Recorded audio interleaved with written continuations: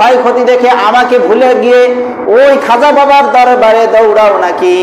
খস খিজির এসেছে, গজে চড়ে এসেছে মা, এইবার ফসলে ভরে যাবে মাঠ। এই আকীদা বিশ্বাস করো নাকি? আমাদের সমাজে আছে না বড় বড় বড় বড় দায়িত্বশীলা রাষ্ট্রীয় ক্ষমতায় থাকা অবস্থায় বলেছেন এবার মা গজে চড়ে এসেছেন, সুতরাং ফসল এবার ভালো হবে। নাউজুবিল্লাহ বলেন। গজ মানে হাতি, হিন্দুদের কথা, হিন্দুদের আকীদা, আমাদের মুসলমানরা লালিত পালিত করছি, এই আকীদা লালন করছি। আপনি আমি, তাহলে আপনি আমি কি মুসলিম থাকতে পারবো? আকীদা ভেজাল হয়ে গেছে। মা গজে চড়ে এসেছে, দুর্গা মা নাকি গজে চড়ে এসেছে, এই জন্য এবছর ফসল ভালো হবে। নাউজুবিল্লাহি মিন যালিক। ফসল দেওয়ার মালিক কে? আল্লাহ তাই বললেন, বিপদ আপদ বালা মুসিবত সুখ দুঃখে সব সময় তোমাদেরকে আমি আল্লাহর প্রতি ভরসা করতে হবে, আল্লাহর প্রতি আস্থা স্থাপন করে আল্লাহর উপর নির্ভরশীল হতে হবে। ওয়ালানাবলুওয়ান্নাকুম, তোমাদেরকে পরীক্ষা করব, অবশ্যই পরীক্ষা করব। সুতরাং আমাদের পরীক্ষা করবে, নবী রাসূলদেরকেও পরীক্ষা করেছেন। এখন খলিলুল্লাহকে একটু পরীক্ষা করতে চাইলেন, আল্লাহ রাব্বুল আলামিন তা কোরআনে বলে দিলেন। ফালাম্মা বালাগা মাহুস সা'য়া ক্বালা ইয়া বুনাইয়া ইন্নী আরা ফিল মানামি আন্নী আযবাহুকা ফানজুর মাযা তারা। হে আমার সন্তান, একটা ঘটনা তো ঘটে গেছে, আমি তোমাকে স্বপ্নে দেখেছি, কিন্তু সন্তানের বয়স তখন বাবার সঙ্গে চলাফেরা করতে পারে, ওঠা বসা করতে পারে, সহযোগিতা করতে পারে। এর আগে আরো ঘটনা আছে, নির্জনে দিয়ে আসছিল, সবাই কম, এই জন্য সংক্ষেপে একটু এদিকে টাচ দিয়ে দেয়। নির্জনে রেখে এসেছিল, বনবাস বলি না আমরা, তা তো জানি আমরা। সেখানে এক দুর্বিষহ অবস্থা, সেই অবস্থার মধ্য দিয়ে লালিত পালিত হলো, সন্তান একটু বড় হলো, এরপরে বাবা নিয়ে আসলো, বা বাবার সাথে ঘোরাফেরা চলাফেরা শুরু করলো। এই সন্তানের প্রতি মহব্বত আরো হতে লাগলো, হতে হতে এতটা মহব্বত, এতটা আন্তরিকতা এই সন্তানের প্রতি তৈরি হলো যে নিজের জান বাজি রেখে সন্তানকে ভালো রাখা, সন্তানকে বাঁচিয়ে রাখার জন্য চেষ্টা করতে দ্বিধাকুণ্ঠা করে, বাবার সঙ্গে চলাফেরা করেন। এমনকি আমরা বলতে পারি বাবার কাজে সহযোগিতা করার মতো উপনীত বয়স হয়ে গেছে। এমন সময় আল্লাহ রাব্বুল আলামিন লীলা খেলা শুরু করে দিয়েছেন। সুবহানাল্লাহ। কারণ তুমি যে আমার খলিল, তুমি যে আমার বন্ধু, তা আমি একটু পরীক্ষা করব না? তুমি কি আমাকে বেশি ভালোবাসো না সন্তানকে বেশি ভালোবাসো? পরীক্ষা করলেন স্বপ্ন যোগে। স্বপ্নের ভিতরে তিনি দেখলেন তার প্রিয় বস্তু আল্লাহ রাব্বুল আলামিন কুরবানি করার জন্য, আল্লাহর রাহে দেওয়ার জন্য বারবার বলতেছেন স্বপ্নে। নবী রাসূলদের স্বপ্ন কিন্তু আপনার আমার মতন বাতিককে স্বপ্ন না। বাতিক বোঝেন তো, মানে সারাদিন জল্পনা কল্পনা করে টেরে ঘুমাইছে, ঘুমানোর পরে দেখতেছে আমি প্লেনে করে চলে যাচ্ছি, ওই যে সেই ট্যুর কক্সবাজার, ওই চলে গেছি সেই মালয়েশিয়া, ওই চলে গেছি হানিমুনে। জাস্ট উদাহরণ, এরকম হয় কিনা? মানে সারাদিন যে জল্পনা কল্পনা করি, রাতের ঘুমের আধারে ঘুমের ঘরে আমরা কিন্তু অনেক সময় এই জল্পনা কল্পনার আলোকেই স্বপ্ন দেখি, কিন্তু নবী রাসূলদের স্বপ্ন ছিল সত্য। হাদিস শরীফে আসছে মুমিনদের স্বপ্ন সত্য, তবে নবী রাসূলদের মতন 100 নয়।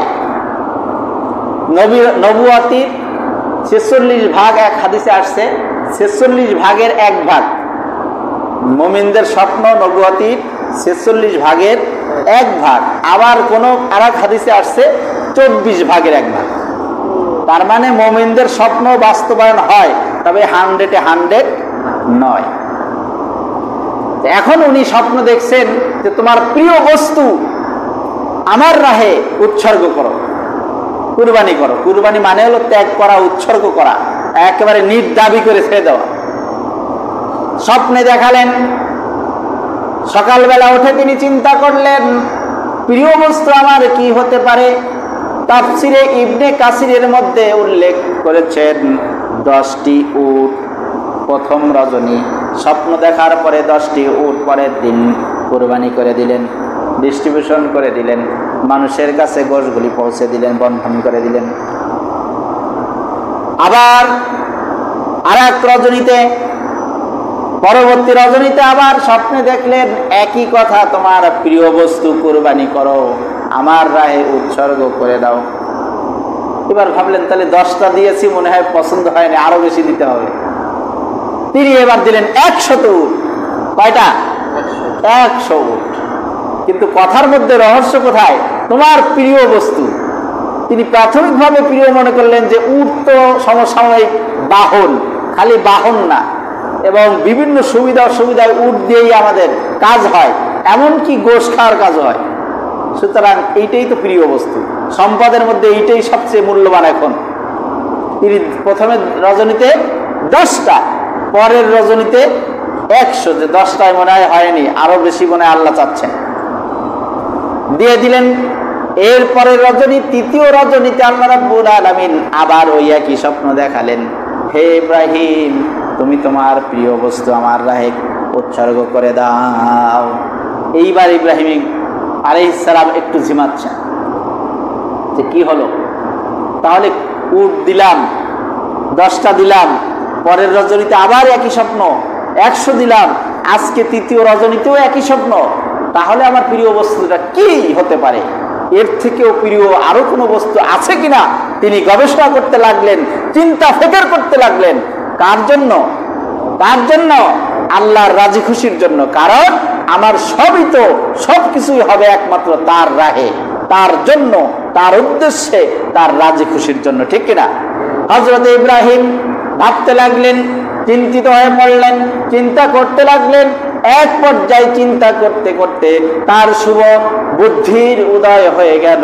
তিনি ভাবলেন, ৮৬ বছর বয়সে আমার সন্তান, যেই সন্তান আমার ঘরে আল্লাহ রাব্বুল আলামিন দিয়েছেন, এই সন্তান আমার কাছে তো ওই উটের থেকে, পার্থিব জীবনের ধন সম্পদ থেকে আমার কাছে বেশি প্রিয়।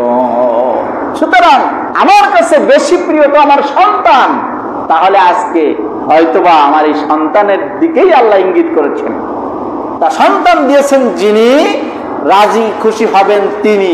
সুতরাং সন্তান নিয়ে আমার কোনো সংকোচ নাই, আল্লাহ ভরসা, আল্লাহ রাজি খুশির উদ্দেশ্যে সন্তানকে কুরবানি করে দেব। সময় হবে না, ওদিকে যাব না, আগামী জুমা ইনশাআল্লাহ যদি আল্লাহ কবুল করেন। সন্তান নিয়ে আস্তে করে রওনা দিলেন, কিন্তু বুঝতে দিলেন না। কি করলেন না? বুঝতে দিলেন না। কারণ মায়ের মন, এমনি তো ছিলেন বনবাসে, সন্তান নিয়ে পানির পিপাসায় যখন কাতর, সাফা মারওয়া দৌড়দৌড়ি করেছেন কয়বার? 7 বার। এই করা দৌড়দৌড়ি, এই চূড়ায় ওঠে, দেখে যে হ্যাঁ ওই চূড়ায় তো পানি দেখা যাচ্ছে, আবার ওখান থেকে নেমে দৌড় দেয়। রোদ্রের সময় পিচের রাস্তায়, খেয়াল করবেন, আমরা যেহেতু বলি প্রায় মাঝে মধ্যে, যেহেতু মাহফিল এদিক ওদিক করা হয়, তো বিভিন্ন স্টেজে কথা বলা হয়, এজন্য চলতি পথেও কিন্তু আমরা খেয়াল করি, অনেক কিছু চেষ্টা করি কিছু তত্ত্ব বের করার, নতুনত্ব বের করার। পিচের রোডে দেখবেন, রোদ্রের, প্রখর রোদ্রের মধ্যে মোটরসাইকেল হোক আর বাস হোক আর যাই হোক, দূর থেকে দেখবেন ওই মনে হচ্ছে রাস্তার উপরে পানি একেবারে থই থই করতেছে, পুরা পানি, রাস্তা ঢেকে আছে। এগোতে থাকবেন, এগোতে থাকবেন, যদি ছায়া না থাকে তাহলে খালি দূরেই মনে হবে উই উই উই উই উই। আর যদি কোনো ছায়াদার গাছপালা থাকে তাহলে তো একটা নির্দিষ্ট নমুনা পাওয়া যায়। সুতরাং ওই ছায়ার আগ পর্যন্ত কাছাকাছি আসলেই দেখা যাবে কোথায়কার পানি, কিচ্ছু নাই। তো মা হাজেরা আলাইহিস সালাম তিনি ওই দৌড়াদৌড়ি করতেছেন সন্তানকে পানির পিপাসা নিবারিত করার জন্য। কোথাও পানি পাওয়া যায় নাকি মরুর প্রান্তরে? পানি তো পান না মহিলা মানুষ, তারপরেও কলিজার টুকরা সন্তানকে তৃষ্ণা মেটানোর জন্য দৌড়াদৌড়ি করতেছেন। সাফা পাহাড়ের চূড়ায় চলে যান, পাহাড়ে উঠতে 10 তলা সিঁড়িতে আমার ওঠা এই পর্যন্ত অভিজ্ঞতা হয়েছে, এর উপরে উঠি নাই। এই 10 তলা পর্যন্ত উঠতে গিয়ে লিফট ছাড়া দেখবেন অবস্থা কি হয়। স্বাভাবিকভাবে উঠবেন, দৌড়াদৌড়ি না, তেরাস না, ধীর গতিতে। তারপরেও বিশ্রাম ছাড়া ওই নিচ থেকে শুরু করে 10 তলা পর্যন্ত উঠবেন, দেখবেন অবস্থা কি হয় পায়ের, এই বাজু কি বলে হাঁটু। তা একটা মহিলা মানুষ পাহাড়ের চূড়ায় উঠে গেছেন, সে তার এই 10 তলার মতো না, আরো অনেক বেশি উঁচু। উঠে গিয়ে দেখেন এই পাহাড়ের এই চূড়ায় দেখা যাচ্ছে পানি। আবার তিনি মারোয়া পাহাড়ের উপরে দৌড় দিয়ে উঠে গেছেন শুধু সন্তানকে বাঁচানোর জন্য, পিপাসা নিবারিত করার জন্য। এইভাবে করে করে 7 বার তিনি চক্কর মেরেছিলেন, দৌড় মেরেছিলেন।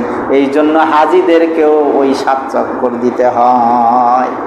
আল্লাহ পছন্দ করেছেন তার স্মৃতি বিজড়িত হজের মৌসুমে, হজের সময় প্রতিটা হাজিকেই এই চক্কর দিতেই হবে।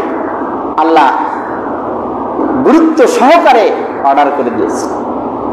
যাই হোক, পানি পেল না, শেষ পর্যন্ত আল্লাহর কুদরতে ওই বাচ্চা শিশু পা দিয়ে, দেখেন না পা দিয়ে বাচ্চারা সালাসালি করে, ওরকম করতে করতে দেখে যে পায়ের গোড়ার থেকে পানি উঠতেছে, জমজম কূপ। সুবহানাল্লাহ। তিনি দেখলেন পানি উঠতেছে না, শুধু পানি উঠে এমন পরিমাণে পানি উঠতেছে, পানি গৌড়ে গৌড়ে চলে যেতেছে দূরে দূরে, সমান জায়গায় পানি ঢেলে দেখবেন কত দিক যায়। তিনি তাড়াতাড়ি পাহাড়, এই পাথর এবং বালুকণা যতদূর যা পেয়েছেন কাছিয়ে কাছিয়ে ঘেরা দিয়ে, ব্যারিকেড দিয়ে পানিগুলি আটকানোর চেষ্টা করলেন। এরপরে ওইখান থেকে তার সন্তানকে পানি পান করালেন। এরপরে ওইখান থেকে যখন আস্তে আস্তে করে সন্তান বড় হতে লাগলো, ইব্রাহিম আলাইহিস সালাম মাঝে মধ্যে বেড়াতে যেতেন, দেখতে যেতেন সন্তান এবং স্ত্রী কেমন আছে। ওখান থেকে নিয়ে আসলেন। সেই সন্তান নিয়ে এখন যদি বাবা বলে যে আমি এই সন্তান কুরবানি জবাই করার জন্য স্বপ্নে দেখেছি, মায়ে বলবে কি? যদিও তারা বড় ধরনের ইমানদার, তারপরেও বাবা সংকোচ বোধ করলেন, প্রকাশ করলেন না। গোপনে মাকে বললেন সাজিয়ে দাও, আমি একটু ঘুরিয়ে ফিরিয়ে বেরিয়ে নিয়ে আসি, ইত্যাদি ইত্যাদি, আমি কোথাও নিয়ে যাব ওকে।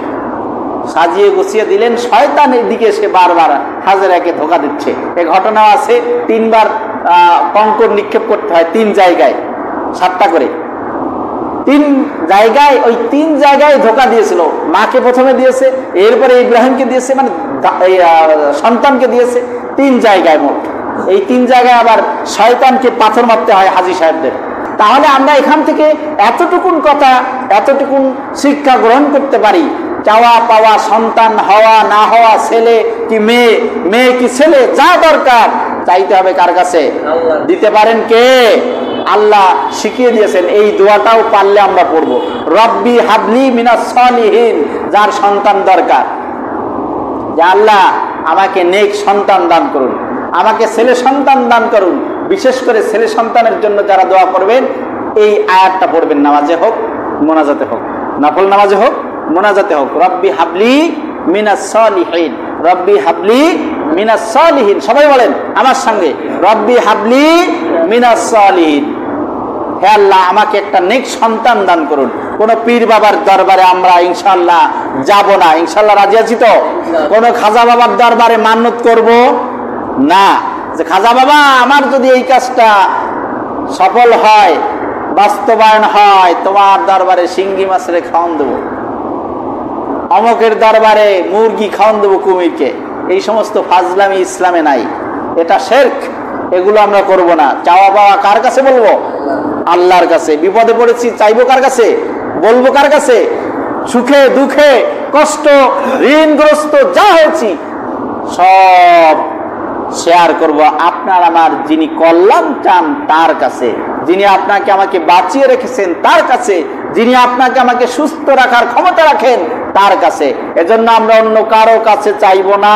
কোনো মাজারে দেখার জন্য কৌতূহলী হয়ে দেখা যেতে পারে, কিন্তু মান্নত করা যাবে না, যে সেজদা করা যাবে না, যে চুবু খাওয়া যাবে না বুটায় পড়ে। কবরের মাজারের পাথরে কোনো মূল্য নাই। ওই কবরের স্থানে প্রত্যেকটা মানুষ মৃত্যুবরণ, রাসূলের রওজা মোবারকে যারা হাজী সাহেব তারা জানেন, ওখানে গিয়ে এরকম মোনাজাত করে দেখেন তো কয়টা বাড়ি ভাগে পড়া লাগে। ওই জায়গার পুলিশ যারা নিরাপত্তা কর্মী বা নিরাপত্তা বাহিনী, প্রশাসনিক দায়িত্বে যারা থাকেন, ওই একটু হাত তুলবেন খালি রওজার সামনে গিয়ে, দেখবেন বাড়ি কয়টা পড়ে। আর তারা তাড়াবে, বেরো আগে, বেরো এখান থেকে। সুতরাং চুমু তো দূরের কথা। এই হলো বিষয়। এই জন্য আকীদা সাফ করতে হবে, আকীদা সহি হবে, অল্প আমলে বরকত পাওয়া যাবে। এজন্য আল্লাহ রাব্বুল আলামিনের কাছে আমরা সর্বমুহূর্তে সর্বাবস্থায় ধর্ণা ধরব, চাওয়া পাওয়া করব, কাকুতি মিনতি করব। আল্লাহ রাব্বুল আলামিন আমাদের সকলকে সহি বুঝ দান করে পরিপূর্ণ ঈমানদার হওয়ার তৌফিক দান করুন। আমিন।